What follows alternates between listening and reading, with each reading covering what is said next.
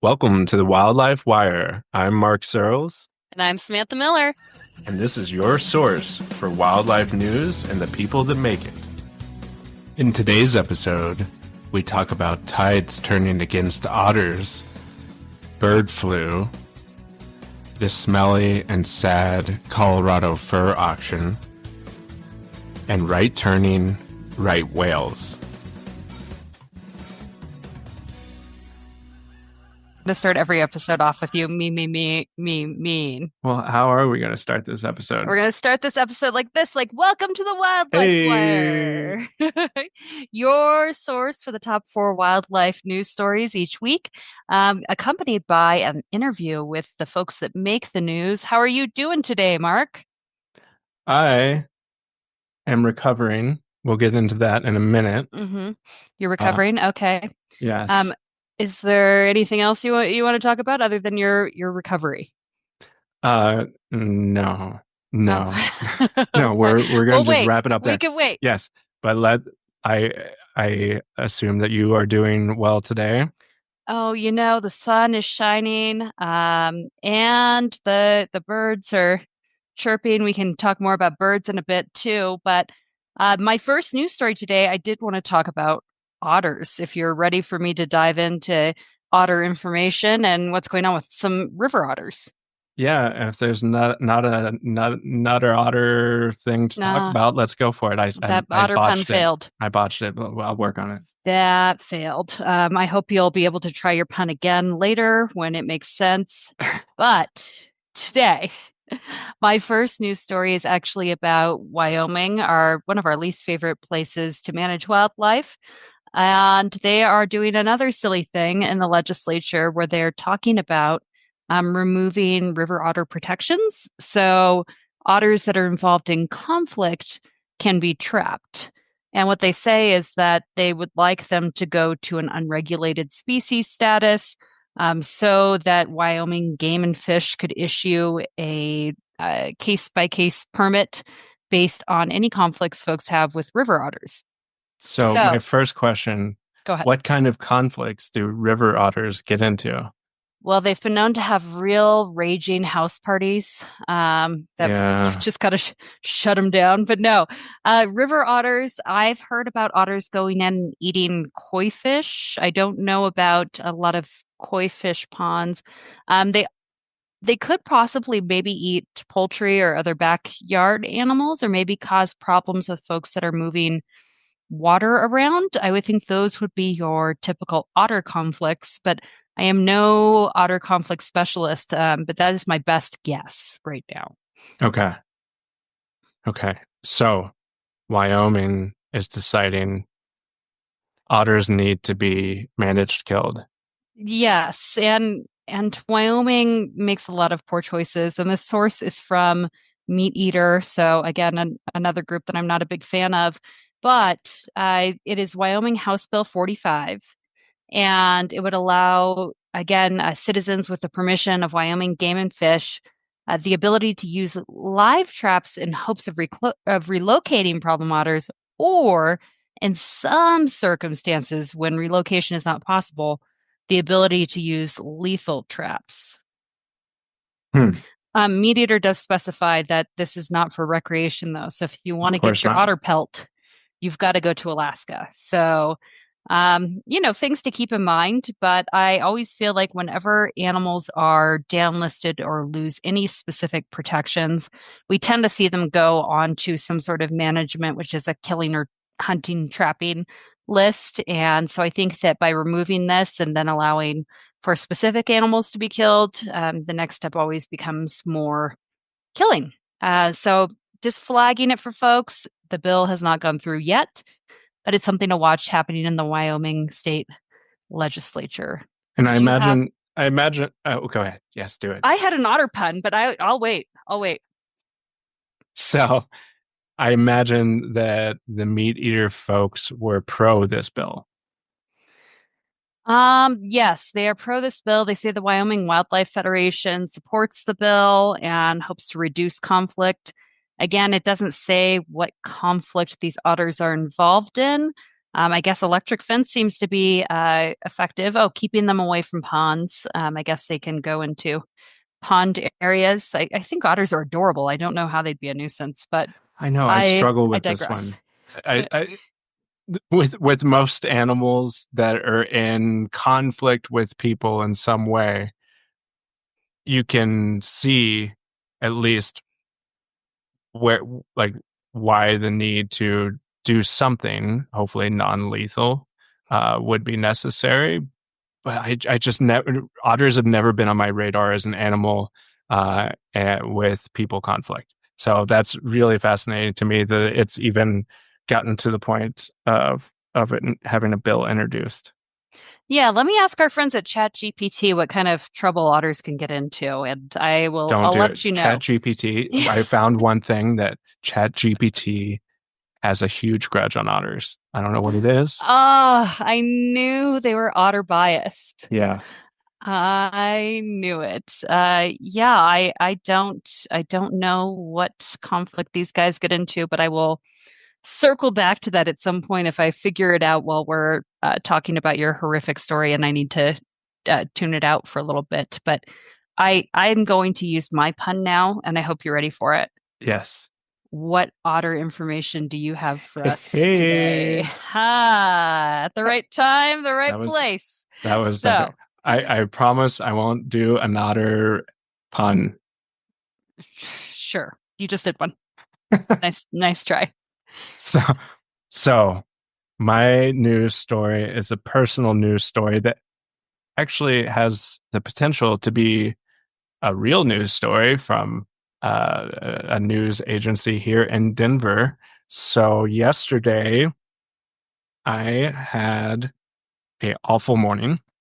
I drove out to Hugo, Colorado, Oh, which is out on the that destination town. Got it. right? I know. It was amazing. If you ever travel to Hugo, this is the time of year to do it. All the tourists aren't there yet, but they'll be here spring break. It's a rager. So in Hugo, in February of every year, there is the Colorado Fur Auction. And this is your one stop place for all things dead animals. And so I got to tell you, I was a little apprehensive on my way there and Just a bit. leading up to it. I didn't know how I would be accepted there. And Not at all. You would not be accepted there. But did you go as you are? What kind of shirt did you wear? I wore a flannel plaid shirt. Wow. I had my green ball cap on and Hmm. my big Solomon hiking boots. Wow. You were And trying to blend in. Got it. yeah, I fit in more out of my car than in my car that has wolf license plates. Uh, Mm, so so once I got in, I first was when I opened the door, I was immediately hit by the smell. It stunk in there. And I think a lot of the smell was due to some of the oils and chemicals that they use to prepare these furs. I thought it Um, was maybe the smell of regret, but I guess not. Continue. I don't think they're there yet. Maybe in a few years, more regret will be in the room. Um, so I went in.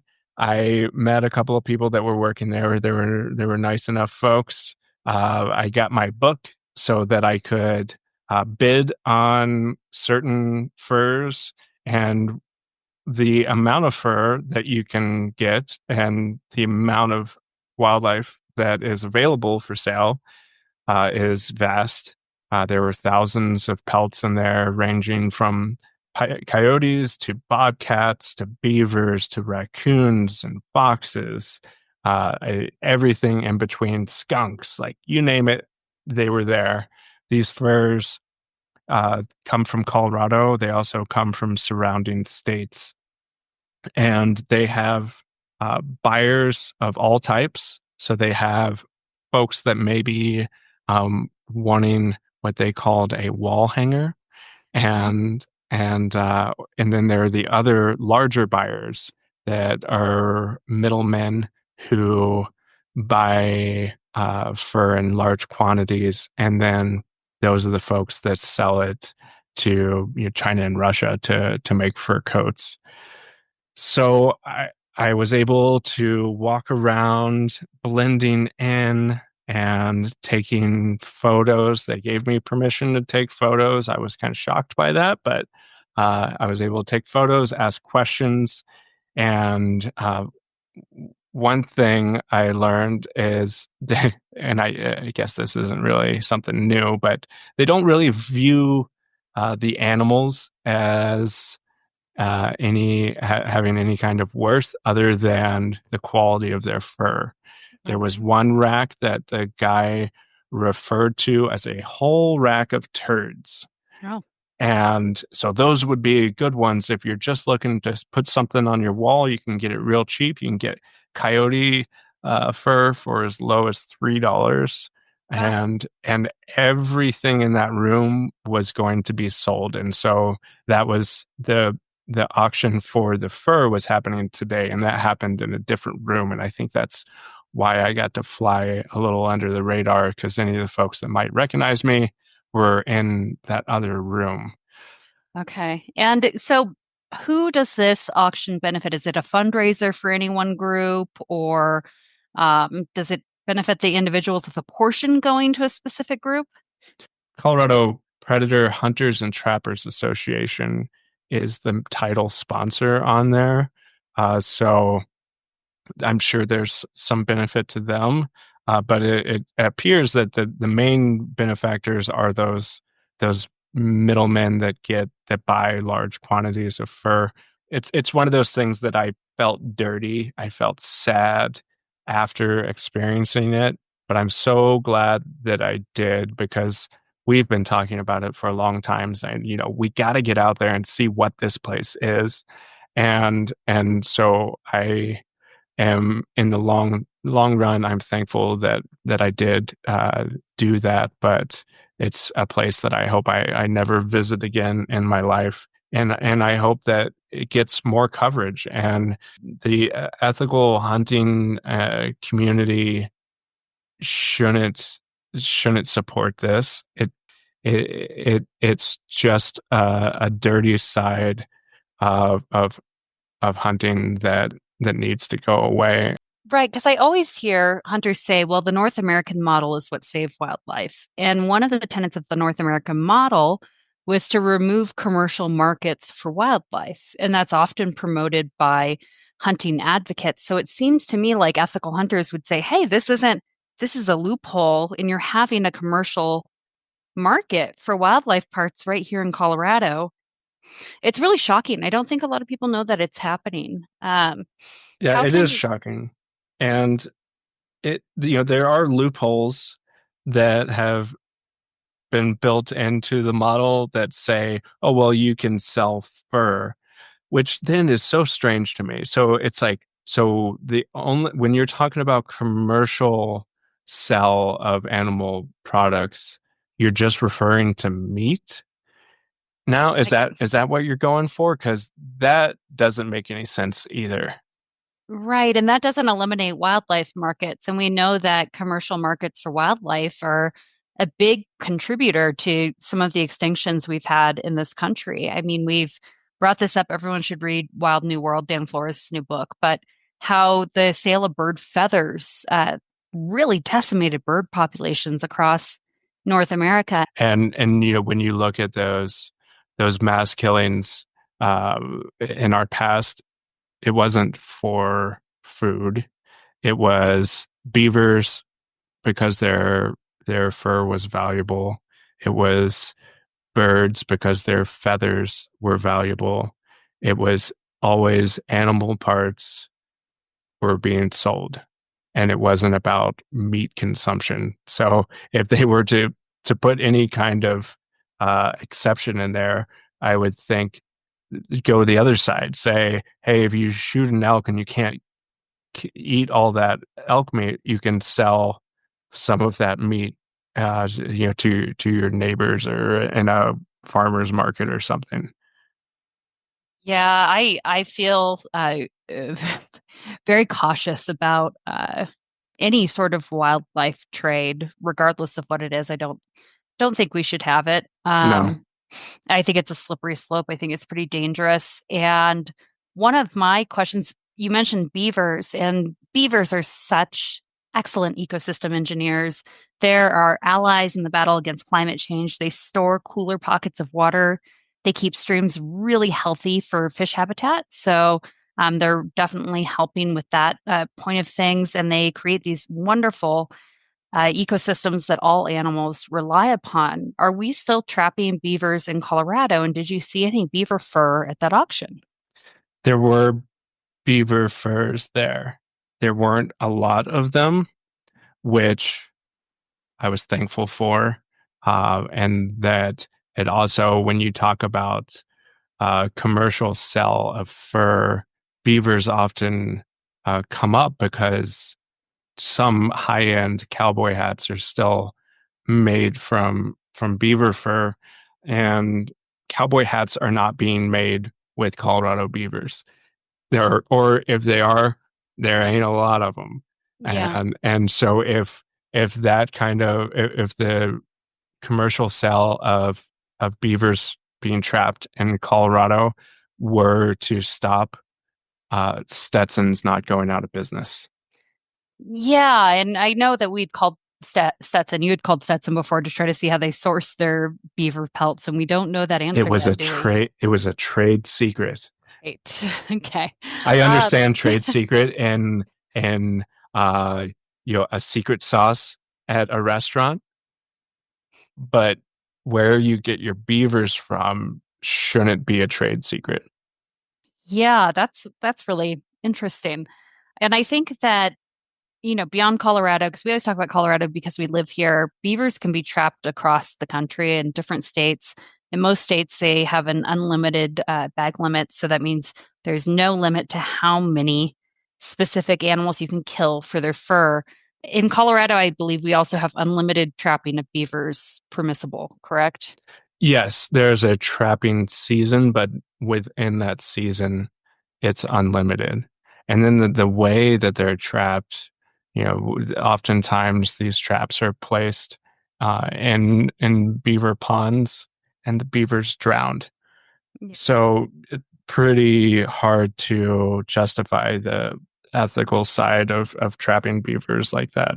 And again, a time of mass extinction and climate change and biodiversity crisis, which I can even add to today because my next story is about bird flu. Unless there's anything else you'd like to add on your horrific experience at the fur auction. No, no, let's fly on over to the bird flu. Oh, you did it! You got a pun in. I'm so proud of you. If you work at something long enough. Yes, yes. Let's go to the bright sunny corner of bird flu. So yeah, speaking of biodiversity crisis, a lot of biodiversity loss has happened within songbirds and wild birds. And what we're seeing is a spread of avian flu. I have an article from Massachusetts that talks about more wild birds dying from this bird flu, especially birds that congregate together, like swans and ducks, and then raptors that will eat dead swans or ducks. So, bald eagles are dying too from bird flu. And so, I'm making a public service announcement today. If you have domestic poultry, you want to try to minimize their interactions with wild birds. And what the Cornell Ornithology Lab has said is that it's still okay to feed wild songbirds because they're not big spreaders of the disease, but it's more about those domesticated birds that if you have poultry in your yard or if you got backyard chickens, try to minimize their interactions with wild birds. And then the bird flu is spreading around the country right now. So be aware of that. If you see dead wild birds, don't touch them. And let's not Okay, pass I'll this on try. further. It's Do it's your, a it's a habit of mine, do but your I'm best. I'm trying to slow down. Well, you could always sell their feathers, I'm sure, at the fur auction. But main point, don't let your chickens play with the wild birds. It's time for those friendships to take a break. And hopefully this bird flu will pass over and we can move forward together. So I will pass the story back to you for Well, no, Yeah, you've got questions? of Oh gosh. course I do. Okay, Well, I not a will. question, more of a comment. Okay, I'm So ready. when you were talking about wild birds getting in contact with domesticated birds, Hmm. and those domesticated birds are in what? They're in high densities in a localized area. Yeah. What other disease have we talked about that can run rampant through animals that are in a high density in a localized area? Ooh, are we having a pop quiz on a past Yeah, episode? yeah. Okay. Chronic wasting disease. Chronic wasting disease. So what are we learning? No high density gatherings of animals? Yes. Wow, we're learning so much. Thank you. Thanks, Rick. I'm glad you gave me that pop quiz because I've realized how smart I am right now. Well, and And I'm checking to see if you've actually, one, yeah, remember what we've talked about, and two, are you listening to the Wildlife Wire? Because if you're not, it's your source for the top four news stories and in-depth interviews. uh-huh, uh-huh. Great plug for us. No, and the difference is avian flu can still spread to humans now. So we know avian flu is zoonotic at this point. Chronic wasting disease is not yet, but could be. It certainly has that potential, so keep that in mind. I will. Thank you. That was my what's a disease researcher called? Give me what in intermediate in I'll figure it out. I'm not that smart. Don't pop quiz me on that yet. I'll, I'll get back to you as soon as I figure out the otter conflict situation. And I'll go from there. Good. We're losing listeners by the minute. Perfect. Okay, sorry guys. So we've Let's had, talk about your last story. yeah, so we've had three kind of downer stories. This one isn't uplifting, but it is interesting. And so it's a pair of whales that are making a baffling journey along the US Gulf Coast. Ooh. Yes. So there are a pair of adult female right whales who have ended up along the Alabama's Gulf Coast Hmm. around Perdido, which I used to live just down the road from there in Pensacola, Florida. I know Wow. the area well. It's very, very beautiful. And they're trying to figure out why they ended up there. A lot of these whales will head south from New England and end up on the Atlantic side of Florida's coast. Um, I I solved this in about 30 seconds when I read this because they are right whales and they headed south to Florida's coast and they just kept going right. Oh, okay. Wow. We are just really entertaining our listeners today. Yes. So I'm continuing. entertained. Okay. So they kept going right. Got They it. kept going right and ended up right off the coast of Alabama. So it's really interesting. I would love to see if there was anything to do with like water temperature or that led them that way, or if it was just that they kept turning right. I would imagine that this probably wasn't the first time that whales have ended up there, but nonetheless, I'm sure it's really exciting for folks down in that area to know that they are visited by some species that don't normally winter with them. So I wish them all the best. Their names are Koala Hmm. and Curlew, Oh, they sound and adorable. they do sound adorable. And maybe it's two ladies. Maybe they were just trying to get away from some men that weren't so good, and Yeah, they're like, I know that feeling. they'll Uh-huh. never catch us in Alabama. Well, that is good for them. I'm glad they found a safe harbor. That's right. I'm still going. And I'm glad they're there. I did want to quickly talk about our guest if we're done with news stories today. I'm done. That's Okay. all the stuff. Okay. So I'm really excited. Today we have on Carter Niemeyer. He is a wildlife biologist. He has worked for two federal agencies. He's worked for USDA under their wildlife killing program, Wildlife Services. And he also worked for U.S. Fish and Wildlife Services within their gray wolf program and was really central to wolf reintroduction in the greater Yellowstone ecosystem.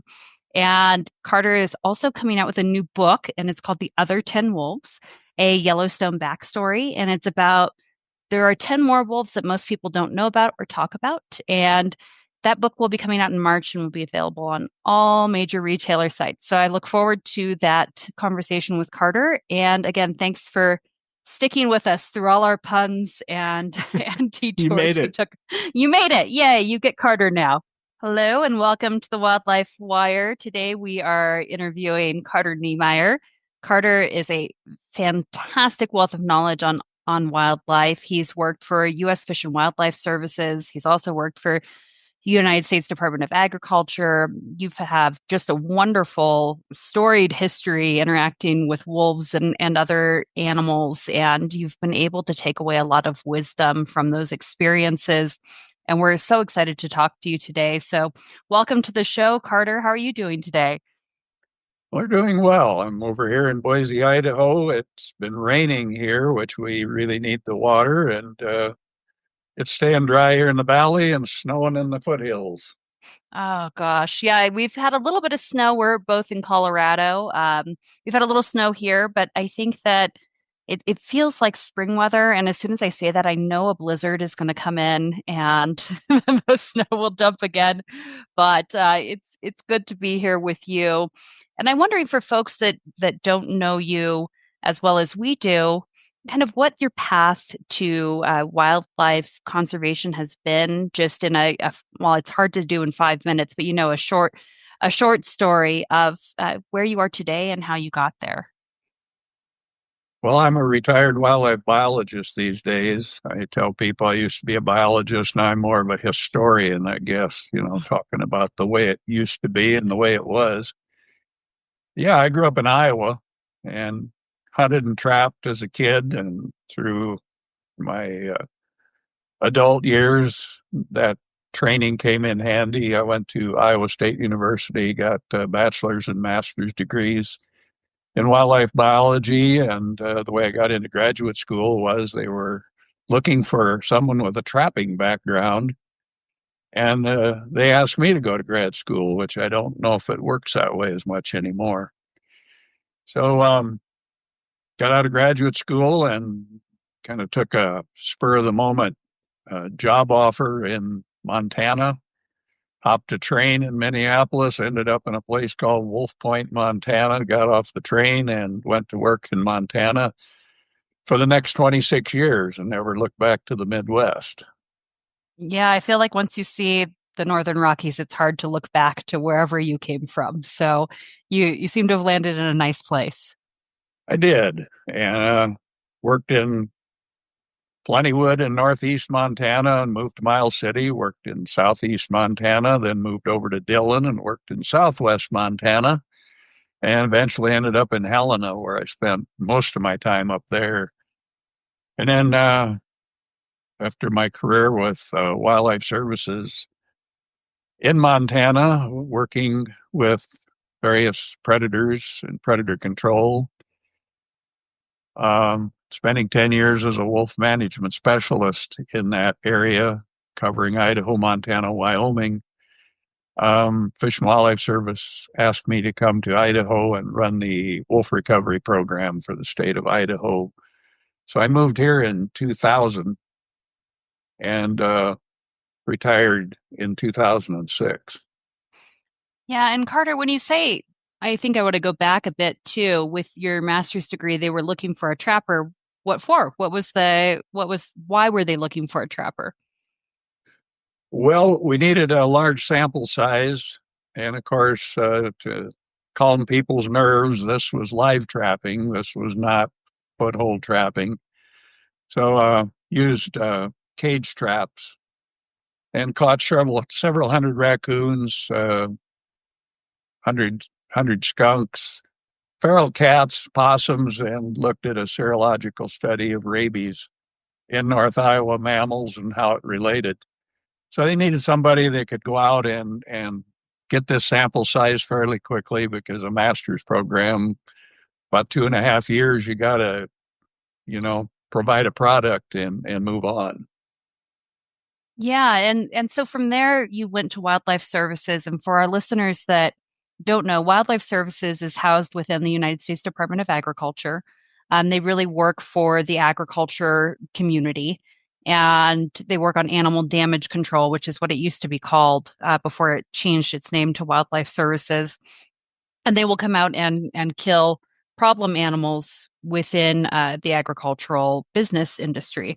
So if you've got issues with coyotes, Wildlife Services will actually go out and take a helicopter out and kill coyotes before calving season across broad swaths of landscape. And I think it's such an interesting path that you've taken to where you are now, Carter, because I believe you were one of the people that did used to go kill the coyotes or kill the wolves or support that. And now you're often one of the first people I call when I'm looking at state wolf plans. So how did you get from there to where you are today? Well, I had a career, like I said, 26 years with Wildlife Services. Animal damage control is what it was called when I went to work in Montana in the mid 70s. So I lived that lifestyle, and we controlled problem predators, which could range from foxes and coyotes all the way up to wolves and grizzly bears. So I learned a lot. I participated in that program, and when it came down to time to kill an animal, you had to do it. That was part of your job. Uh, we did relocations, especially the grizzly bears. We had to try and promote their recovery while we were solving problems. So we caught grizzly bears and were part of a lot of relocation efforts. But I watched how the program was administered, and I was a supervisor of about a dozen men up in the western half of the state. And you learned over time what worked and what didn't work. And I just saw that predator control is real effective when you're dealing with problem animals and groups of animals. But we also did a lot of what they call preventative control, which was, as you suggested, shooting coyotes from helicopters. And we pretty much had every aircraft we could contract in the winter in Montana, and Idaho and Wyoming were similar, just reducing coyote numbers by shooting thousands of them from the air.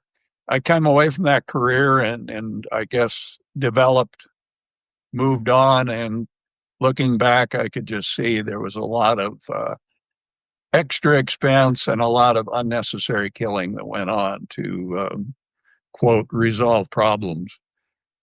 So since Right. I've been kind of an advocate, more so than anything, just trying to promote common sense when we're talking about controlling predators. Right. And we've talked about that a bit with Washington, even when we got the funding requests or the funding for wolf killing operations. And we were able to see that the state was spending hundreds of thousands of dollars to kill wolves for one livestock producer, just because the wolves were preying on cows that were grazing on public lands in the Colville National Forest. And that was really eye-opening. I don't think that folks know how much money actually goes into these kinds of killing operations, especially when aircraft's involved.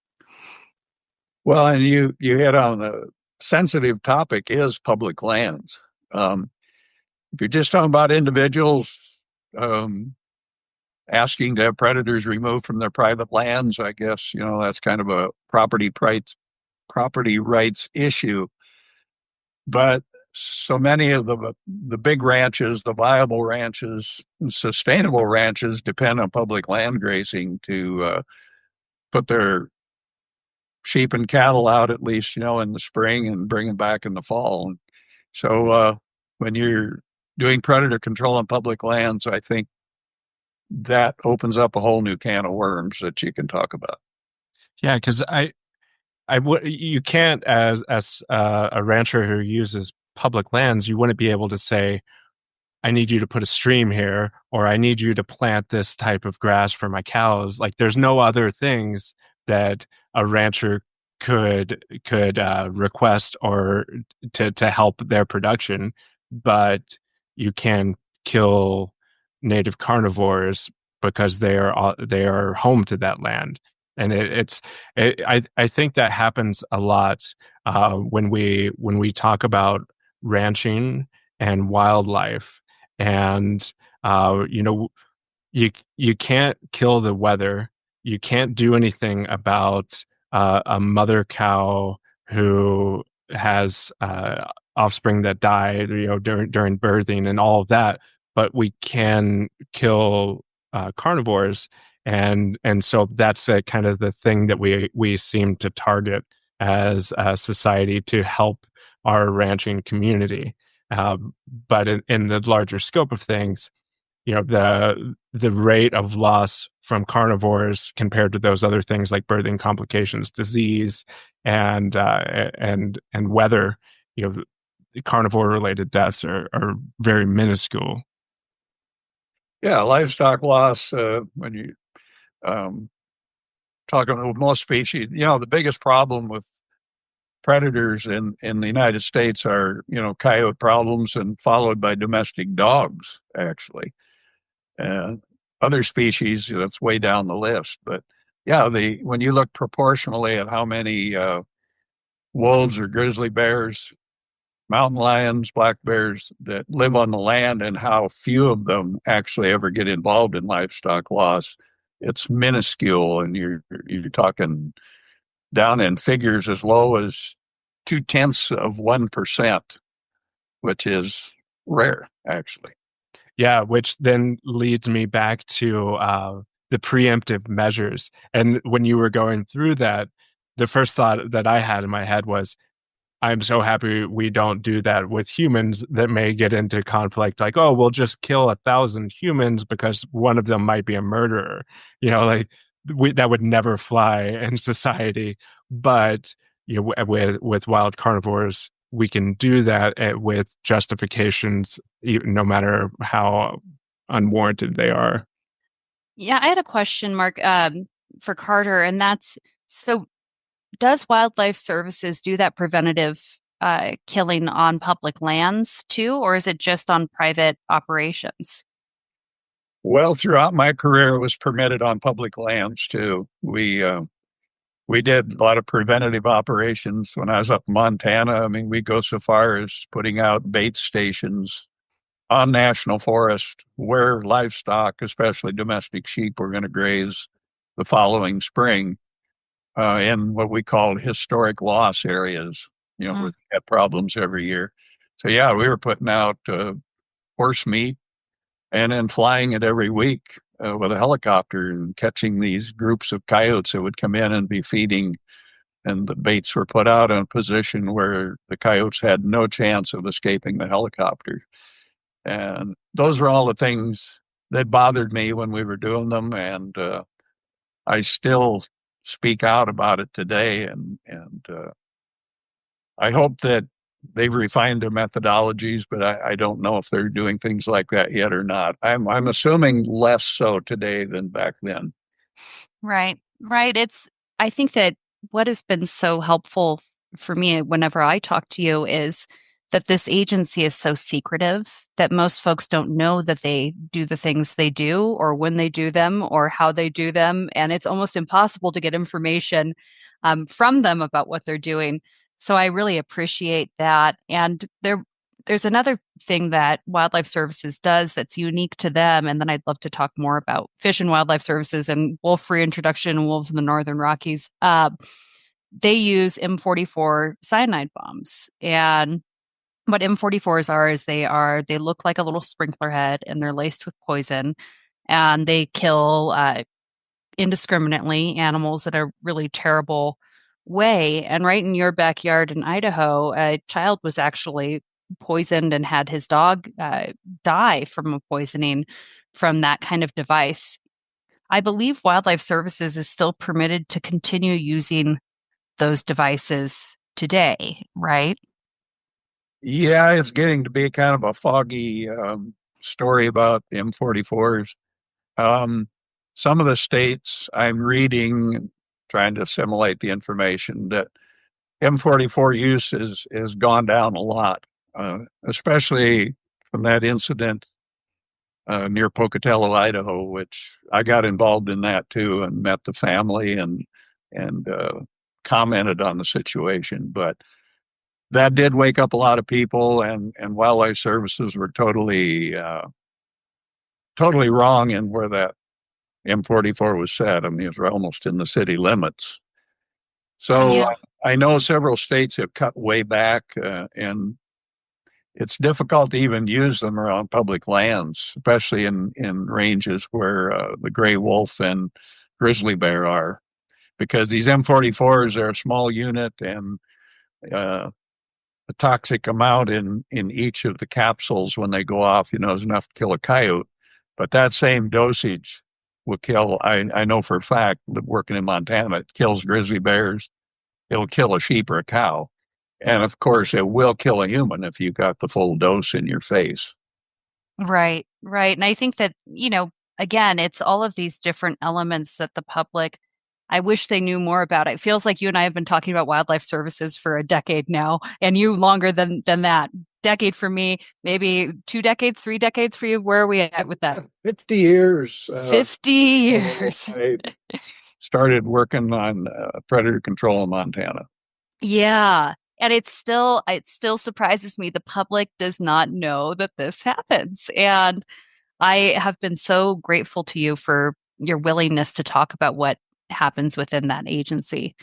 Mark, did you have a question? I saw the sparkle in your eye. It seemed like you had something you wanted to ask. No, well, we've been talking about Montana, so I think that's a good segue into current policies. And so there were 3 wolf-related bills that were introduced this session in Montana. One of them has died. The second one has passed the first vote. It is House Bill 176. And are you familiar with this bill? And basically, 2 of the bills were really looking at reducing the number of wolves in Montana from 1,100 and closer to that 450 number that was established as the number to keep a sustainable population. And even though the wolves have been maintaining that 1,000 to 1,100 number for about 10 years in Montana, they're still wanting to reduce that. And I'm curious your thoughts. Why reduce the number of wolves? Is it more of a performative act, like an appeasement act, or would there be any kind of actual benefit for the ranching community? Well, I'll give you my take on it after 50 years and spending 3 decades working on wolves. It's my opinion, and I think I'm on pretty safe ground saying that after working with wolves as long as I have, to me, 1,100 in Montana is about reaching carrying capacity for the state of Montana where good wolf habitat exists. And I'll expand that and say I think Idaho, it's about 1,500 and Wyoming, probably 350 to 400. I really believe that that's reaching the ceiling, so to speak, of what those states can expect a population to maintain, sustainable based on the food base, the deer, the elk, and the prey. So I see trying to reduce wolves down to 450 in Montana is very much like Idaho's trying to reduce them down to the same number here. And what they're actually doing is all this killing of wolves stimulates a compensatory response. And that's why you're still back at 1,100 every year when Montana kills 250, 300 wolves annually. Idaho's killing up to 400 annually. But we're always back to those same population numbers. So on the one hand, hunters and trappers can say, well, gee, see, we're having fun and we're not hurting a thing. So in my opinion, when the commissions and the legislatures are going after these numbers to reduce them down to 450 animals, you're just simply pouring good money after bad on a fool's errand. To me, if you're trying to reduce wolf numbers to protect livestock, then target problem wolves, period. I know that works. Same with problem coyotes. Target problem animals where there's a chronic situation going on. As far as recreational hunting and trapping of coyotes or wolves, it's simply for the recreational person who's out there. They're having their fun. That's their hobby. There used to be a profit in trapping too. I mean, you made some money and sold some fur because of it. But now, four-wheel drives and vehicles and buying a tank of gas or $3-4 a gallon, there's really no money in it.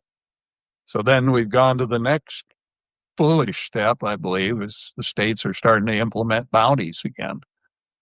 And bounties, I mean, we've been through them since the 1800s, and they don't amount to anything other than putting money in the pockets of some people that are having a good old time. But I don't see bounties either benefiting livestock producers or benefiting big game herds. That's my opinion. Well, that's your scientific and many decades of experience opinion, Carter. So we appreciate it. Go ahead, Mark. Yeah. So it seems if you were to be running this as a business and your two options are pay bounties and encourage trapping and kill and hunting of wolves and all of these aspects and end up with the 1100 number, or do nothing except for targeting specific animals that are having conflict with livestock and still get 1100, well, then just go with plan B. You're going to save yourself a lot of time and energy and money. And so then to me, it's like, that's where it seems more performative, where the lawmakers are saying, I'm with you. And so I'm going to do this thing to allow you to manage these wolves, but it's actually not really going to change much. Well, I would challenge politicians to try it sometime. Stop killing wolves for a year. Crazy. That's crazy, Carter. Talk about that all day, but I mean, look what's going on in the Great Lakes region right now. Minnesota, Michigan, Wisconsin, there's been no wolf killing except for predator control purposes. And they're fine. I mean, if you really look at the situation in the Great Lakes right now, yeah, there's some livestock being killed and there's some wolves being killed because of the livestock. They still have millions of deer. They still have their food base. And those populations are stabilizing now, and you're seeing kind of the ceiling in those states. And yet you got politicians that are slobbering to get out there and start killing wolves in Michigan, Wisconsin, and Minnesota to do the same thing they're doing out here in the West. And I remind people when I say they've reached a carrying capacity, wolf packs have to have a couple of 100 square mile territories. And those territories are filling up. So when you reach 1,100 wolves or 1,500 in Idaho, there's really no place else for those wolves to go. I mean, and they're maxing out based on the territory and space they have and the food availability. So what happens to the extra ones? They go to Washington. They go to Oregon. They go to California. They go to North Dakota. They go back up into Canada. They disperse and spread themselves out.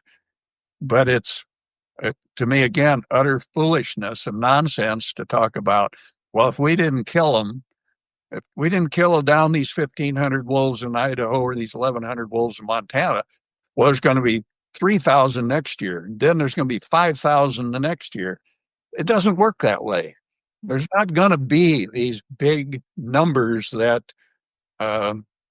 the sky is falling advocates try to promote. So I would say if you stopped killing wolves in Montana, Idaho, and Wyoming tomorrow and simply responded to chronic predation problems and remove problem animals, you're not going to see much change in the population. That's my prediction. So let's try it. I agree. It's always fascinating to me that we see studies that are funded where it's, let's kill more wolves or more mountain lions and see if there's more deer or more elk. But there's never agencies saying, hey, let's do a study where we don't kill within this management unit for an extended period of time and see what happens then. And it's really frustrating to see that play out a lot. You talk about target animals, and so target animals are animals that are actually involved in predation. But there's a lot of stuff that folks can do before it comes to removing or killing the target animal, and we found those things to be pretty effective. What can folks do if they've got wolves in their backyard? Aren't there non-lethals that are effective to work with that situation? Well, I've had the privilege of working with a lot of people around the country from up in Canada, cowboys that have worked for years, decades around wolves and grizzly bears. Your number one protection is getting out there and checking on your livestock. And I worked with a fellow out of the area near Calgary for years, and Joe, he's a ranch manager, was taking care of livestock for like 40 producers. And you're talking, I think, around 6,500 cow-calf pairs. And they had almost no problem with grizzly bears or wolves. Sure, they get a couple of cows and a few calves every year. And they had a control program up there that would come in and eliminate some of those animals. But they were coexisting with wolves and grizzly bears there. As far as I know, they still are. And then when you're out checking your stock often, you see that behavior in livestock. Joe always talked about looking for cattle that were settled, comfortable. Cows were laying down great, chewing their cud, and the calves were near them. When the cattle are up and they're nervous, and he says, when I go out with my dog and I see cattle standing there, wide-eyed looking at me, he says, I know there's probably predators been in there testing them and checking on them and looking for opportunities, to attack. And that's when he rides around and he looks for these predators. And if he has to, he'll move the cattle away from them. So Joe was a range rider, which is, to me, one of the most effective tools you have is human presence. I always say the old cliche, when the cat's away, the mice will play. And that's exactly the opportunistic behavior of predators. They're always around your livestock, always. And they're looking for opportunity. And it might be simply eating after birth or something that they can find to eat without having to kill anything. But if they find a weak calf, a vulnerable calf, and a herd of cattle that the producer's not out there with them very often, very likely you're going to have a predator loss. And Yeah. the problem I've learned from working with wolves, especially, is you can't let that behavior start. Once it starts, then you're playing catch up. And it's sometimes very difficult, sometimes impossible to stop it. So Right. prevention, just being out there and not letting things happen, is the most success stories I know with most ranchers that don't have the problems. Yeah, absolutely. And I'm wondering too, Mark and I both live in Colorado, and we saw a lot of predations here with the first wolves here. Do you know if there was preventative work going on before that happened? I can't say with certainty, but I got the impression that they were having to play catch up. I was on their technical working group for the reintroduction program in Colorado. And to me, they're being a little too secretive, in my opinion. When I was doing that same kind of work up in Montana, you had to be face to face with ranchers often, have a cup of coffee, talk about it, make them aware of potential problems. And that way, I could help them get out in front of it, and they could help themselves. Um, Another glitch I seen maybe that happened based on the data that she provided me was that they brought some wolves from Oregon that had a history of predation already. That was not a good idea. And people can argue both ways, was it right or wrong? Just because they came from a pack that had history of predation, are they necessarily guilty? No, but politically, it's not a smart thing to do, because when you do have predation, then people are asking questions. And so, yeah, they had this one pack who got into trouble, and it got away from them, put it simply. Yeah, it seems to me that Colorado Parks and Wildlife could have, like you said, communicate more with the ranchers. And I know that they were concerned, well, if we tell people, then these wolves may be killed. But if you set the expectation, hey, I'm going to let you know that wolves are in the area. I have told you, I have told your neighbor or whoever, if something happens to those wolves, I'm coming back to you because you are the one who had that information, and really let that sink in as, okay, I can't just go running my mouth at the local cafe saying, hey, guess what? There are wolves in the area. And then some nefarious actor would then take it upon himself to go out and try to kill those wolves. Well, I've talked about this with newspaper reporters and others already. I can tell you anecdotal stories right and left from my work experience, but sharing information about wolves, including us handing out tracking receivers. When I was a wolf management specialist, we shared information with the ranchers. We talked to them. We kept them appraised where the wolves were, and the ranchers kept us appraised where the wolves were. So it worked both ways.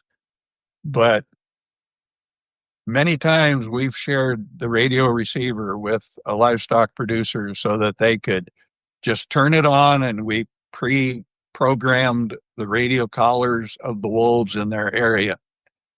And they could actually hear when the wolves were close by. And that might allow them to shoot a cracker shell into the air or get on their horse or ATV and ride out there and push them away. But to me, that's an important thing, is communicating, being upfront with one another. And I'll say, again, after my whole career working with wolves, I cannot think of a single case where I trusted a rancher with the radio receiver and he broke that trust by misusing it. I don't know of any ranchers that I worked with that illegally killed wolves when I was working with them and we were being honest with one another.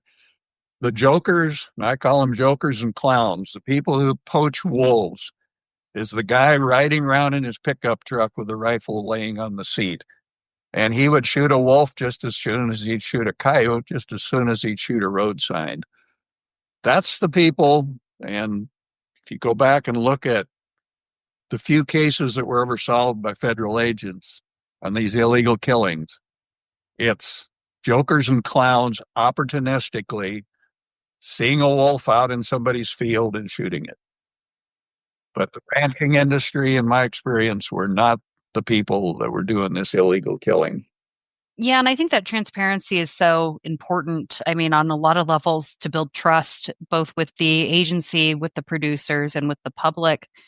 What do you make of the more recent wolf poisonings then that have been happening in Oregon and in Washington, where that seems like it's much more of a concerted effort to kill wolves? Jokers and clowns. Still jokers and clowns. Okay. I don't believe ranchers are doing it. I don't think ranchers are behind it. Certainly ranchers could be aware of it, not maybe part and party, but it's jokers and clowns that go out and poach, and they steal from all of us. Yeah. And the reason that I think ranchers wouldn't be foolish enough to be part and party to illegal poisoning is it kills dogs. Uh, I've been aware of and worked with cases when I was a professional wolf guy. Um, People putting out poison, going to poison wolves. They killed magpies, they killed ravens and crows, they killed a couple of coyotes, but they killed several dogs. It's dangerous, it's stupid, and it's foolish to put poison out because it's indiscriminate, and you're always going to end up getting something you're not wanting to kill. And I would think any rancher who has herd dogs and guard dogs that he loves wouldn't let jokers and clowns on his place to do this kind of stuff. So they're just out there sneaking around thinking they're brilliant. And I would bet my bottom dollar on if they catch whoever does this, it's not going to be a rancher doing it.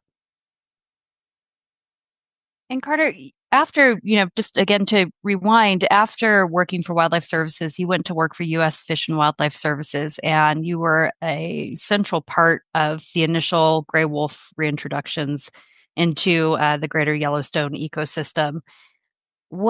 Reflecting back now, what are some things that you wish you knew then that you now know about wolves and people, really, that interact with them? Well, I knew I was a review member of the environmental impact statement team that wrote the plan to reintroduce wolves. And I knew all along that the feds were going to handle the reintroduction. And then when we reached a sustainable population, it was going to be handed off to the states. I guess I'm both surprised and disappointed in the way commissions and legislators are reacting to all this. That's the part I guess I couldn't anticipate is this politicizing wolves. And then going off on these tangents, that no quotas, going to let every hunter and trapper kill 20. And in Idaho, you can kill 500 if you're good enough. Most people don't even get 10 of them. But because of this politicization of wolves, it's just kind of like shock and awe for everybody now. We're going to first we're going to let you kill all the wolves you want, and then we're going to let you trap, and then we're going to let you hunt, and then you can use your trap tags on your hunted ones and your hunted tags on your trapped ones, and then you can use night vision goggles, and then you even got the crazies now, at least in Wyoming, the fellow that ran a wolf down with a snowmobile. So what you get when you want to try and just senselessly keep killing wolves and providing more and more avenues to do it, you get the crazies on their snowmobiles. And I don't think many people are that low life to do it, but there are people who will. And now we've gone to this crazy bounty thing, this Foundation for Wildlife Management based in northern Idaho, ground peddling their goods. You can call yourself whatever you want. The Foundation for Wildlife Management has nothing to do whatsoever with professional wildlife management. It's a play on words. It's a bunch of guys trapping and rewarding themselves. And now they've convinced politicians to contribute to this bounty system. And it's going nowhere either. You're only going to get so many wolves a year by hunting and trapping. And the bounties pay people, I guess, if you think you're going to get an extra one or two wolves. These guys probably be out killing wolves anyway, whether you paid them a bounty or not. It's just an incentive to fill your gas tank and go out and do the dirty work for politicians. But to me, it's just kind of a runaway that where's the fair chase? Where's the conservation ethic in all this? To me, it's just senselessly trying to, I guess, convince a certain community of people that, by God, we're out there looking out for you and we're going to kill these wolves. And to me, it goes back to that reintroduction. There's a tremendous resentment in Idaho, Montana, Wyoming by certain communities who never wanted it to happen. But it did happen. And now I look at it as what you're seeing is called payback, retribution. That's why we're killing wolves like we're doing. Yeah, it doesn't seem like there's a lot of scientific wildlife management going on as far as setting wolf policies right now. It feels like the quotas that are set, if they're set, are arbitrary. Um, and I miss that. And I would agree with you. When I reflect back on when I first started learning about wolves and with the sawtooth pack and beyond, it really was a thoughtful conservation effort. And now it feels like it's just a war on wolves. And the thought piece is not there. No, it's retribution, and you got a group of people like Foundation for Wildlife Management. They're just having a lot of fun. Right now, everything's going their way. They've convinced people bounties is a good thing, and these guys are pocketing money. And sure, there's motivation. Sure, I'm going to go out and try and kill more wolves. It's a very small community of people that are doing this, but they are having their fun. But if you look consistently from year to year at the number of wolves being killed, the numbers are about the same. There's about so many you're going to get before you run out of steam. So politicians or legislators have expanded it to, well, let's kill them year round then. So we even stooped to that. I mean, here in Idaho, you can dig up a day old wolf puppy out of its den, bash its head in, and take it in and get a bounty. You can get the full bounty for a day old puppy as you can for shooting an adult wolf. And to me, it just gives the whole thing a bad name and a bad taste. That's my impression. Yeah, absolutely. Same here. So, yeah, I think about ethics and morals and policy much like the stock market. So you're going to have these fluctuations back and forth, swinging, more pro wolf on this and then the anti wolf on that, but then you're going to have a trend line. Where do you see our trend line right now? Do you think it's sloping down towards more of the anti-wolf, or are we still making general progress in, say, the last 20 years to living with wolves in a more sustainable and ethical manner? Well, most wolves are killed opportunistically by people carrying a hunting license. They buy an elk tag, a deer tag, whatever they're hunting for. And I don't know from state to state, it varies, but you can buy a wolf tag. You can buy 20 wolf tags. Um, some may even be in your big game. If you buy the whole bunch, you might get a wolf tag. I know early on you could use your deer tag or elk tag on a wolf and so forth. So all these opportunities are provided. Again, there are just so many people that are going to go hunting, trapping wolves. And most of these wolves, if you look, they're shot by individual hunters who are out there looking for an elk, and a wolf walks out in the meadow, or a family group, and they shoot a wolf and take it home. But then you got these like Foundation for Wildlife Management. You have this handful of people who are going to be out there every single day that maybe they're on unemployment. I don't know what they're doing. But then you get into the unethical thing of checking traps and snares. Some states, 48 hours, some 96 hours. Snares might be a week. So you let people set this stuff out and not even check it and look at it. Then you get into the whole problem of non-target animals. Um, what if your dog is in one of them snares that whole time? Dog in a snare, caught around its leg, even, which a lot of the snares don't catch animals by the neck. Even I know for a fact that good share of the animals caught by the neck in snares do not die. Their heads swell up. They get the size of a basketball because of the buildup of fluid in their heads from lack of circulation. So you get all this suffering going on. keep telling people too. I mean, I promote 24-hour trap check. Check your traps every 24 hours. You're going to either catch what you're looking for, or you're at least going to get the lynx, the bear, the lion, or the domestic dog out of there with minimal injuries. They sit in a trap for 48 or 72 or 96 hours. They're going to lose that limb. The foot's going to be frozen. If it's your dog, standard procedure usually is the vet clinic will take its leg off at the shoulder, or high up on the hip. So all this permissiveness and all these allowances to get around the ethics so that somebody can kill another wolf or two opens up all these other cans of worms that we deal with. And it just gives sportsmen a bad name.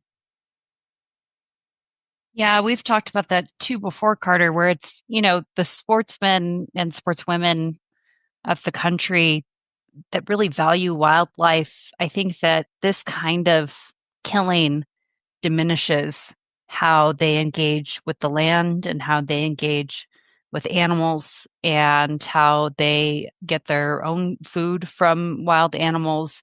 I think this puts a stain on everyone. And I don't know what it takes for ethical hunters to really stand up against this, because each time I've seen it, and I myself have hunted before and I've been really candid about that, I just don't support killing carnivores. So you're not going to eat. There's no point in it.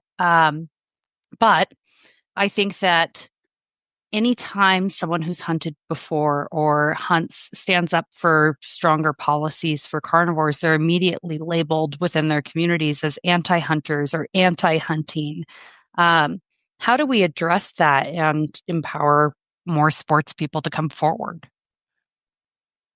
Well, first we all got to understand one another, that when we're talking about hunters, trappers, ranchers, put down the big broad paintbrush. I mean, it always sounds like when you mention one of these categories that you're talking about everybody.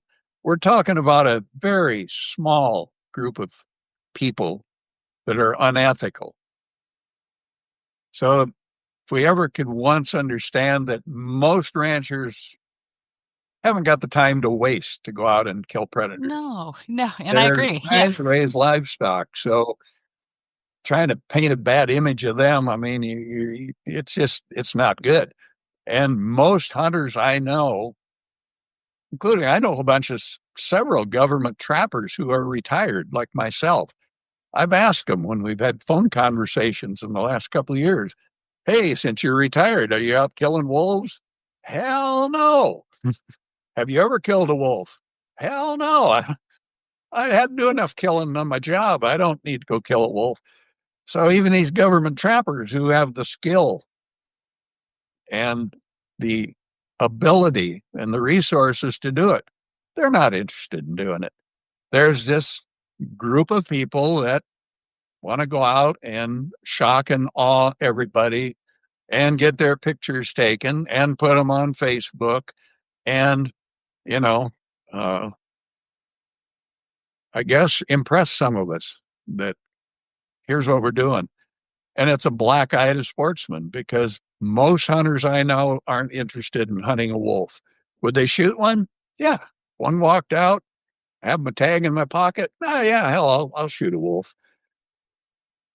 And same with trappers. I mean, you got a very small number. I mean, you compare it to the population of a state. There's a few hundred guys and gals, I guess, that are out there trying to do it. And very few of them are successful. But even then, the publicity about them gives sportsmen across the board a black eye. Yeah, you mentioned the retired government trappers and speaking with them. I've been curious on when you work for wildlife services and it's time for a performance review. Do quotas come into factor at all? Like how, if you were only to kill one coyote in a week, would that reflect negatively on you? Well, as I mentioned a little bit ago, I was a supervisor of about a dozen government trappers varied seasonably for roughly the western half of Montana. I never judged them on how many predators they killed. To me, if you killed one bad coyote that decided it was going to kill sheep, and you took out that one coyote, that sheep producer might have the rest of the summer problem free.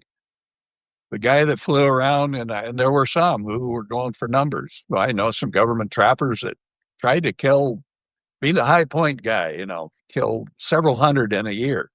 And they flew every chance they had, and they had snares and traps all over hell. Killing an extra 600 or 700 predators really didn't buy us anything. And I'm speaking in hindsight now.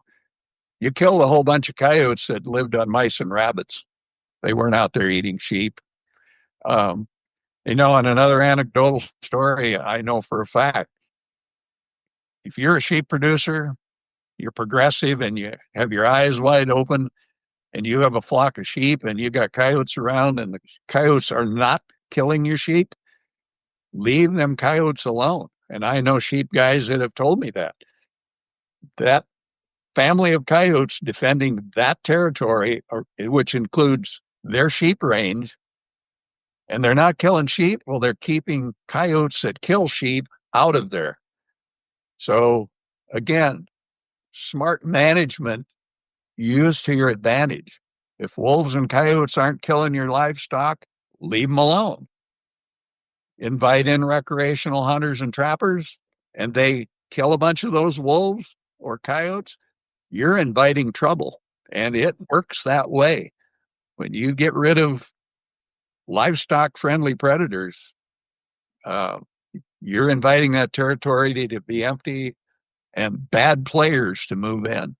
And I can guarantee it happened throughout my career.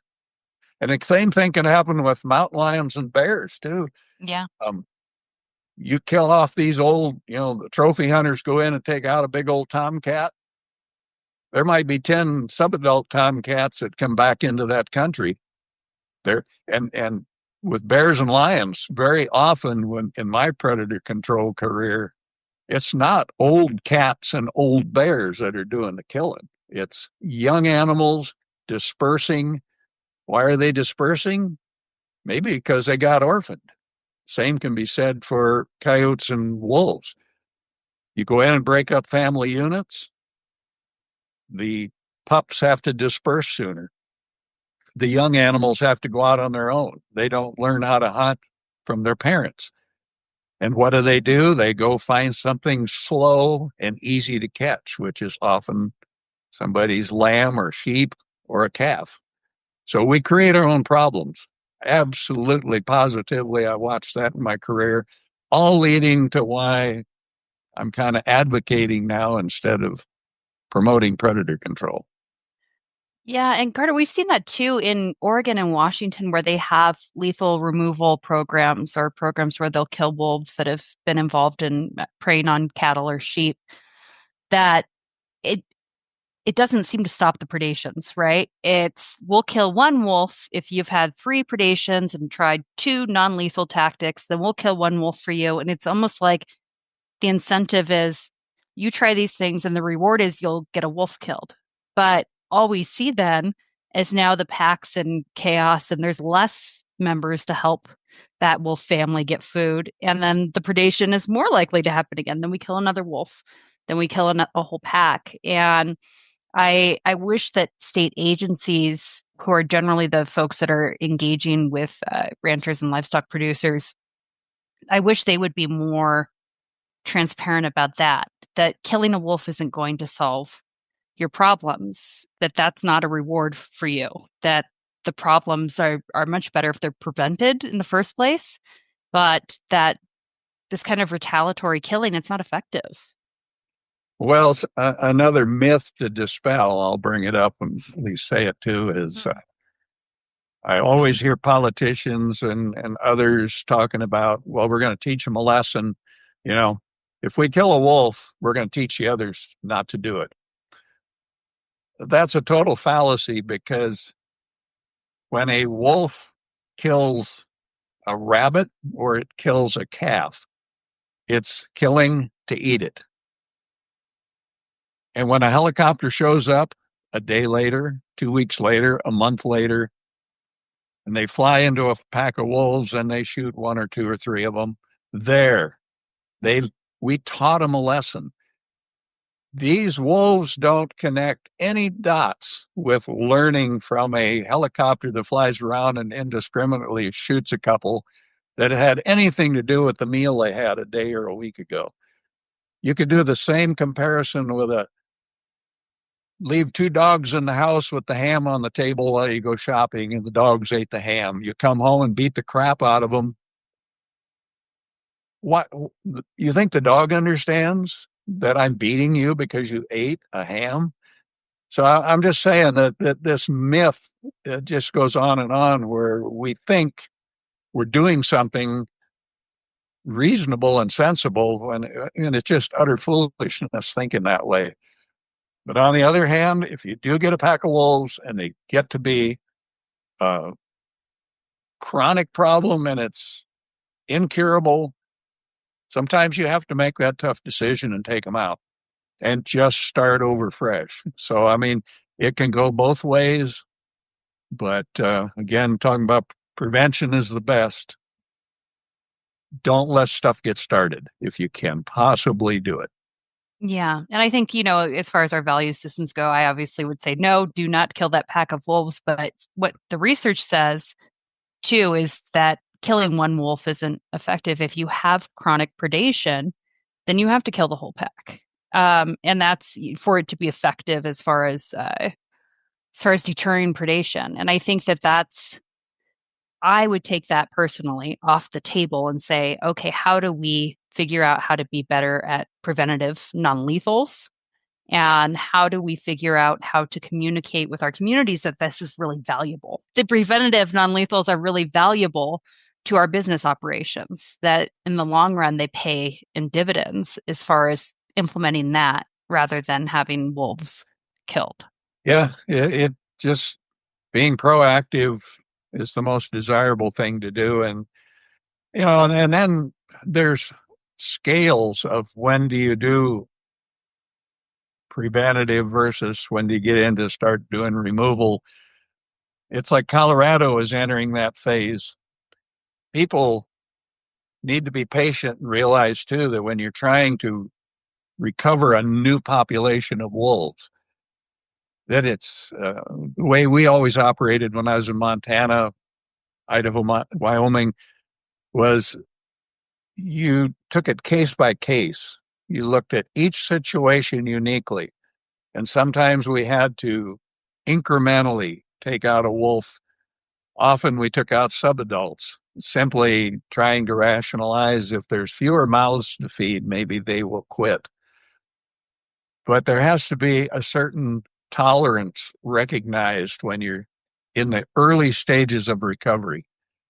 And when you get to the point of sustainability, then you can make these harder decisions and take out a pack, knowing that the wolves are sustainable and there's going to be wolves moving back into those territories, which is what we've got going on up here in Idaho, Montana, Wyoming today. But there's growing pains. I always feel too like it would just be easier. It would be so much more clear if we just said, lethal is off the table. Here are the resources we can offer you. And I think that no matter what states do, it always feels like it's kind of murky. Like, oh, maybe this will happen here. There's so much of this kind of back and forth between humans, and it's not serving wolf populations at all. What happens if lethal is off the table? Do you think that we'd lose all of the cows and all of the national forests and all of the country? No, I think I've lived that lifestyle when you're the wolf specialist, and I was the one for the whole Northern Rockies region for 10 years. I was the only person. Now we've got a lot of wolf specialists. I mean, from California to Oregon, Washington, everywhere. But if you're going to do that job, you got to take it serious. I mean, this is 7/24. This means you don't maybe get to go to your kid's basketball game on Saturday because you're going to be out dealing with a problem. Weekends and holidays were the worst for me because it just seems like those days, and I can show it in all my journals, that seemed to be when there were problems. So if people are going to be hired as wolf specialists, they better realize it's a full-time job, and the predators don't work around your schedule. You work around theirs. And it takes a tremendous amount of commitment. And their bosses, at least when I was working in Montana, your boss has got to give you a lot of latitude. You got to be able to look at the situation, follow the evidence, apply non-lethal, take action, and do something. But if you milk toast and waffle, it can fall apart quickly. And then you get hard feelings on all sides. And then it gets very unmanageable. And you don't want to get to that point. That's what I keep trying to remind people. And people say, well, it's easy for you to say. No, I lived that life, and I'll guarantee you it was tough. Took a tremendous amount of time and commitment, but we made it work. Yeah. That's my advice from the old man, the historian. Don't be milk toast, everyone. No, I was getting hungry when we were talking about milk toast and waffles. I was like, ooh, it's lunchtime. Sounds great. No, I think on that note, I mean, that's a great piece of advice. And I hope we can see more of that kind of leadership from state wildlife agencies. I see them often go into the milk toast role of, I don't want to get involved in this conflict. And I'd love to see agencies lead a little bit more on wolf programs. Mark, did you have any final questions for Carter before we let him go and let you have your waffles? No, that was really enlightening. I just love your journey and being able to speak from experience on what it looks like to have wolves on the landscape and how can we make this work for all the people involved, and then especially for the wolves that are out there. So I just thank you for your knowledge as a former biologist and current historian. Yeah, thank you so much, Carter, for joining us. Well, it was fun. I'm just trying to share my knowledge, hopefully in a constructive way. This has been an episode of the Wildlife Wire with me, Mark Searles, and my co-host, Samantha Miller. Thank you for listening.